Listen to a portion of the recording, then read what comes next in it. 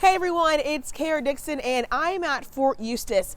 Now, if you didn't get the chance to storm Area 51 back in September, don't worry because you still have the chance to check out a piece of a flying saucer.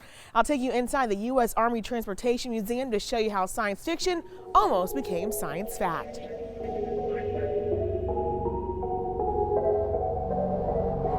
It's a museum packed full of interesting finds.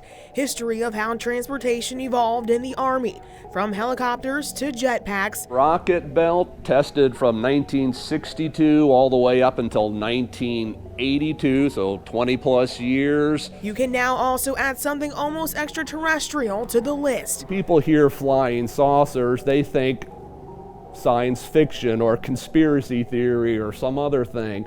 But little do they know that we actually made an attempt to do this kind of thing. We spoke with Matthew Frost, who works at the museum where there's a new exhibit on the Avro car, or more commonly known as the flying saucer. Well, a Canadian company first came up with the idea of building an aircraft that looked like a flying saucer. For financial reasons, they could never get it to work. But the U.S. Army, our military, because the Air Force was a part of this too, they stepped in and they wanted to see if they could make it work for military purposes. Frost says the government wanted to use the saucers back in the 50s instead of helicopters, but there's a reason why you don't see these things soaring through the sky. What kind of happened? Well, it never made it out of the testing phase. The Canadians were hoping to produce something that could go thousands of feet in the air and 300 miles an hour.